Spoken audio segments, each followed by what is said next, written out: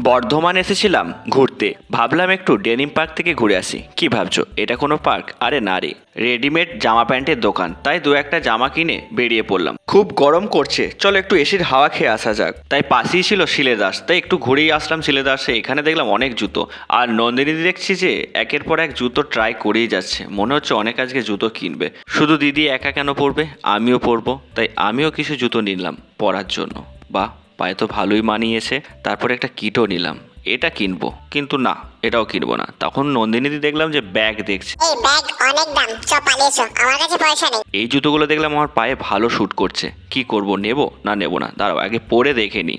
শোরুমে মোটামুটি 30% জুতো আমরা পরে চেক করে নিলাম, কিন্তু একটাও নিইনি। এবার পালিয়ে নয়তো বেঁধে পেঁধাবে আমাদিকে। তাই শেষমেশ একটা জুতো নিয়েই নিলাম। আর আমি এখন জুতোর বিল করতে থাকি। তোমরা আরও মিনি ব্লগের জন্য চ্যানেলটা সাবস্ক্রাইব করতে থাকো। দেখা হচ্ছে পরের ভিডিওতে। Thank you.